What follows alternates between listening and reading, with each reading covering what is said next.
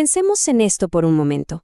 ¿Cómo es que historias escritas hace 2500 años nos siguen poniendo la piel de gallina? Bueno, pues hoy vamos a viajar a la antigua Grecia para meternos de lleno en uno de sus legados más potentes, la tragedia. Para que no nos perdamos por el camino, esta es nuestra hoja de ruta. Primero, vamos a definir qué es exactamente la tragedia. Luego, nos vamos a su origen divino. Después, nos colamos tras bambalinas para ver cómo se montaba todo. Descubrimos su propósito final, la famosa catarsis, y para cerrar, lo resumimos todo en los datos claves que hay que dominar. Muy bien, empecemos por lo fundamental. Antes de meternos con los héroes, los dioses y los destinos terribles, tenemos que tener bien claro qué es, en su esencia más pura, la tragedia griega. Ojo, porque el propio nombre ya nos da una pista gigante. Tragedia, si lo traducimos del griego, significa literalmente el canto de los machos cabríos. ¿Y eso por qué? Pues porque los coros que cantaban en honor al dios Dionisos solían ir disfrazados de sátiros, estas criaturas que eran mitad hombre, mitad cabra. De hecho, a veces, el premio para la mejor obra era, tal cual, un macho cabrío. Así de simple. Pero que no nos engañe el nombre, ¿eh? Este canto de cabras no era un simple show. Para entender de dónde sale todo esto, tenemos que salir del teatro y entrar en el terreno de lo sagrado. La tragedia, antes de ser teatro, fue un ritual religioso muy profundo.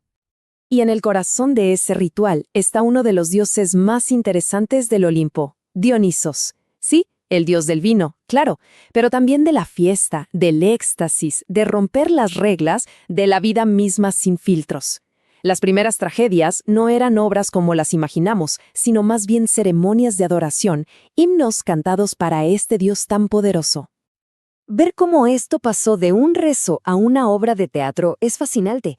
Miren, todo empieza con el ditirambo, que era un canto súper apasionado que entonaba un coro.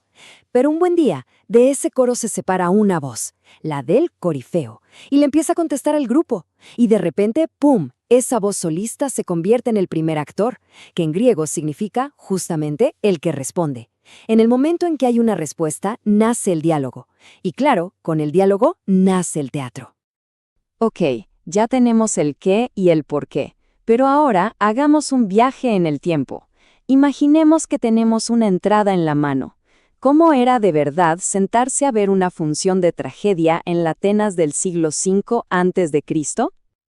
Lo más increíble es que toda esta explosión creativa ocurrió en un periodo de tiempo súper corto, el siglo V a.C. ¿Todo pasó ahí? En esa Atenas que estaba en su apogeo, se construyó el famosísimo Teatro de Dionisos y además coincidieron los tres gigantes de la tragedia, Esquilo, Sófocles y Eurípides. Casi nada. La arquitectura del teatro estaba perfectamente pensada para el espectáculo. Miles de personas se sentaban en el koilon, que son las gradas que parecían abrazar el escenario. Abajo, en un círculo en el centro, estaba la orquesta, que era el espacio sagrado del coro. Y al fondo, la esquene, un edificio que servía como telón de fondo, pero también como camerino para los actores. Y en ese espacio convivían dos fuerzas muy distintas. Por un lado, el actor, esa voz individual que representaba a un héroe mítico, a Edipo, a Agamenón, y por otro lado, el coro, que era la voz colectiva, la voz del pueblo, que comentaba la acción, que opinaba, que cantaba desde la orquesta. Era básicamente el individuo enfrentado a la sociedad, ahí mismo, en el escenario.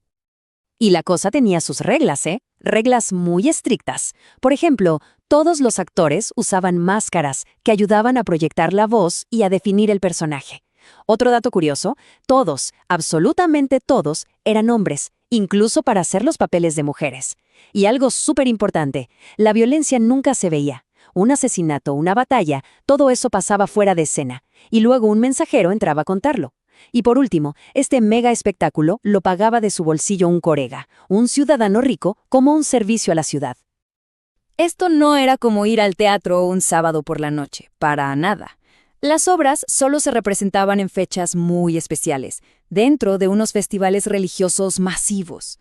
La tragedia era la reina de las grandes dionisíacas, que se celebraban en primavera. La comedia En cambio, tenía su momento en las Leneas, a principios de año. Esto nos recuerda que para ellos el teatro era un acto cívico y sagrado. A ver, paremos un segundo a pensar. Tenemos a toda una ciudad paralizada durante días en un festival, viendo historias terribles de reyes que lo pierden todo, de familias que se destrozan. La pregunta del millón es, ¿para qué? ¿Cuál era el objetivo de todo este sufrimiento compartido? Pues la respuesta nos la dio ni más ni menos que Aristóteles. En su libro, La Poética, explica que la tragedia tiene una función casi terapéutica. Su objetivo es purificar las pasiones del público, y para eso utiliza dos herramientas muy potentes, la compasión y el miedo.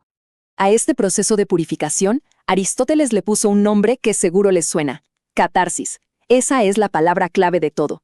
La idea es que al ver el sufrimiento del héroe en el escenario, al sentir esa compasión y ese miedo en un lugar seguro como el teatro, el espectador se libera de sus propias angustias. Es como una limpieza emocional, una especie de vacuna para el alma de la comunidad. Y el vehículo para lograr esta catarsis es el héroe trágico. No es una persona cualquiera, ¿eh? Suele ser alguien de la nobleza, un rey, una reina, alguien que está en lo más alto. Al verlo caer, al verlo enfrentarse a un destino que no puede evitar, sentimos pena por él, pero también sentimos miedo, porque en el fondo nos damos cuenta de que también somos frágiles. Y aquí está lo genial. Aunque el héroe siempre pierde contra el destino, es en esa lucha donde demuestra su verdadera grandeza. Bueno, después de todo este viaje, vamos a destilar la información. Vamos a quedarnos con lo esencial, con esos datos que son, básicamente, la respuesta a cualquier pregunta que nos puedan hacer sobre este tema. Primero, un truco para memorizar a los 3 dramaturgos más importantes. Es súper fácil, solo hay que recordar la palabra S, la E de Esquilo, la S de Sófocles y la otra E de Eurípides.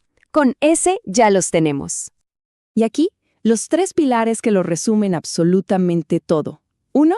Su origen es un canto religioso para el dios Dionisos. 2.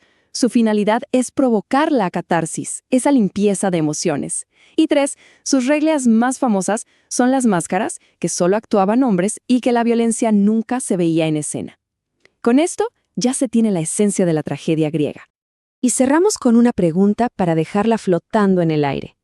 Si los griegos usaban estas obras para enfrentarse a sus miedos y purificarse como comunidad, la pregunta es, ¿qué usamos nosotros hoy para hacer lo mismo? ¿Será el cine? ¿Una serie de televisión? ¿Una canción? ¿Cuál es nuestra Mentora Academias, tu futuro empieza aquí.